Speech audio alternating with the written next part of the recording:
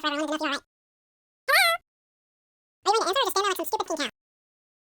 Welcome back to a Compendium of Monsters. It's Quickling Week. Before we continue, hit that subscribe button as fast as you— Oh, gone again! Son of a— Quicklings are challenge level 1, and that is 1 deceptive rating. These tiny fae have an armor class of 16, average hit points of 10, a speed of 120 feet, and dark vision out to 60 feet. Quicklings can speak in Common or Sylvan. I find that strange because it looks like Quicklings were originally elves. Perhaps they should also know Elvish? Quicklings have 2 abilities, Blurred Movement and Evasion. Blurred Movement inflicts disadvantage on attacks against a Quickling unless the Quickling is restrained or incapacitated. Evasion causes a Quickling to take half damage if it fails a dexterity saving throw related to damage, or no damage if it succeeds on one. Quicklings have a triple multi-attack. Fucking what? At challenge level 1, Quicklings have a triple multi-attack? Each attack has a +8 to hit, and Quicklings are proficient with daggers or short swords. Depending on which one you use, Quicklings can deal an average of 24 or 28 damage per round. This is absolutely bonkers for a challenge level 1 creature. A challenge level 3 or 4 creature is expected to deal this amount of damage. Quicklings were created by an entity known as the Queen of Air and Darkness, an archfey who leads the Unseelie court. Let's talk about her for a moment, since many fae are governed by the archfey of the Seelie and Unseelie courts. The Queen of Air and Darkness has no preferred corporeal form and often expresses herself through an ancient, evil artifact known as the Black Diamond, which is found on her throne at the court. If you want to imagine what her physical form could look like, think of her similarly to Cate Blanchett when Galadriel is influenced by the power of the One Ring. You will love her and despair. But the Queen of Air and Darkness was not always. She was once the sister of Titania, the ruler of the Seelie court and fae in a land called Ladinian. A group of dwarves brought a dark diamond as a gift to Titania, who was not present to receive it. Titania's sister accepted the gift in Titania's stead. The diamond was filled with an ancient corruption that took hold of Titania's sister and transformed her into the being that favors corruption and evil. The Queen of Air and Darkness is the undisputed ruler of the Unseelie court, a ruling body that lives to oppose the Seelie court. The Unseelie court welcomes and hosts fae with an evil disposition as they seek to corrupt the Feywild and the greater multiverse. Quicklings were once a proud race of fae that attended the Unseelie court. In their hubris, they arrived late to court one too many times for the Queen of Air and Darkness, who cursed Quicklings with a shortened lifespan. While some fae live forever, Quicklings were akin to elves and shared their average lifespan of 600 to 800 years. 700 years is smack in the middle, which I'll use for this next part. Quicklings live a maximum of 15 years. As a percentage, 15 years is approximately 2.14% of 700, meaning the Queen of Air and Darkness reduced Quicklings' lifespan by 97.86%.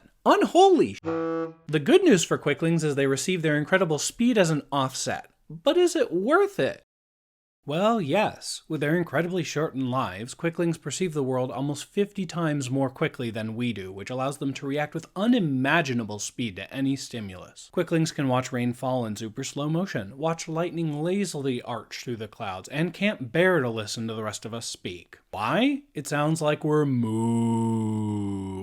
Let's talk about the main issues I have with Quicklings. The Quicklings' movement speed. 120 feet per round seems awfully slow for a creature with a lifespan of 2%. Let's math what their actual speed should be. Yes, grown. Math is good for you, like pre-dinner mayonnaise. If we take one lifetime and divide it by the 2% Quicklings actually get to live, Quicklings live 50 lifetimes in the span of their shortened life. If their uncursed base speed was 30 feet per round, increasing that by 50 times is a speed of 1,500 feet per round, which is 250 feet per second. A speed of 250 feet per second means Quicklings travel at 170 miles per hour. It's significantly more impressive and realistic than their initial speed of 20 feet per second or 13 miles per hour. Not to mention, moving at 13 miles per hour is hardly grounds for looking like a blur. With this lackluster speed, it's difficult to buy the narrative that Quicklings allegedly move faster than the human eye can perceive them. If this is the case, Quicklings move at the speed of sound. It turns out the speed of sound isn't a set number. For this example, the speed of sound is defined at 343 meters per second by a temperature of 20 degrees Celsius and dry weather conditions. Converting from undercommon, sound in these conditions travel at just over 767 miles per hour. Could Quicklings travel at that speed? Realistically, no. There are too many obstacles in any given area that would prevent Quicklings from reaching this top speed or maintaining this top speed for more than a moment. And the issue of turning. Can you imagine a Quickling going splat because it miscalculated its turn? Ha!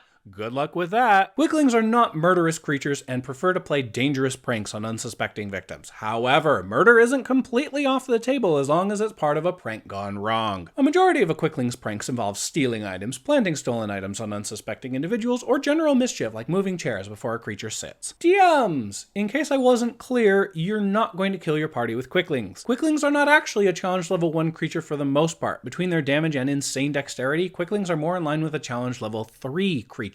The only change I'd make to Quicklings is to give him an armor class of 20. Most tiny objects designed for combat have an armor class of 18 to 20. Example, the spell Animate Objects. If you're worried that raising a Quickling's armor class from 16 to 20 will notably alter the encounter, it won't. Your players only have to land a couple solid hits, and the Quickling is toast. Quickling should serve you as a plot device. Are your players heading in a direction you don't want them to go? Have a Quickling steal something valuable and lead a crumb trail to get the item back. My preferred use for Quicklings is to have them foreshadow the approach of a more powerful Unseelie fae, particularly those who detest mortals trespassing in their realm. If you want to fight your players with Quicklings, run 2 or 3 of them at once. The Quicklings will only attack when your players stop to rest and will only initiate melee combat if they can get a surprise round against a particular target. A Quickling has +8 to their stealth checks, so there's a reasonable expectation they will roll above your player's character's passive perception. Here's how I would run a pair of Quicklings against a group of 4 in a thick forest. The party stops for a long rest, and the Quicklings wait until the sentry is looking away from their position before they attempt to surprise attack the weakest looking player character with short swords for extra damage, 28 instead of 24 average damage. After the surprise attack, the Quicklings dash into the forest and hide behind trees, which grant full cover due to the Quickling's tiny stature. The Quicklings will spend the rest of the encounter dodging your player's character's attacks and throwing daggers from the optimal distance of 20 feet. Quicklings can easily run into range and then back to whatever cover they had before. Your players will undoubtedly use the ready action to attempt to hit the Quicklings, and they should. You can combat the ready action by having Quicklings use as much tree cover as fairly possible, which will grant between half and full cover because Quicklings are so gosh darn tiny. If and when a Quickling gets hit, that's it. Unless they're sent on a suicide mission by the Queen of Air and Darkness herself, a wounded Quickling will attempt to preserve its own life and immediately flee the combat encounter. However, this doesn't mean a stronger, meaner Unseelie fae won't appear in its place. I personally think it'd be fun if a pack of Yethhounds showed up. Last thing I need to address. What happens when your players use a massive area of effect spell like Fireball to burn out the Quicklings? Well, Fireball will most likely kill the Quicklings in this encounter since total cover doesn't mitigate Fireball as the spell spreads around corners. But do your players really think setting the forest on fire will go unpunished? Especially any territory under the Unseelie court? Sounds like the perfect opportunity to have a pair of tree blights suddenly activate and wreak havoc. Players! Quicklings are gonna f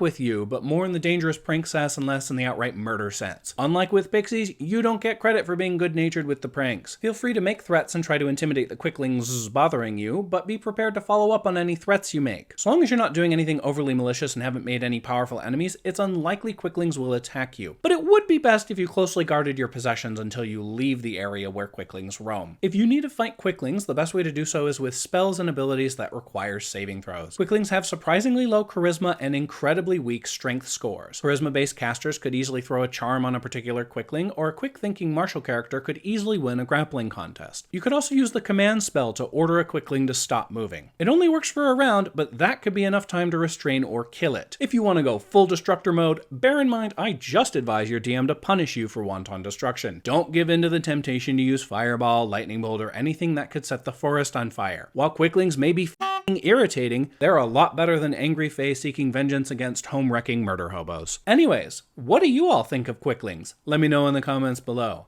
A special thank you to my patrons. And thank you all so much for watching. If you enjoyed this video, please hit that subscribe button, smash that like button, share my video on your Twitter, Facebook, or other social media, and make the leap to become one of my patrons on Patreon. I'll see you all next time.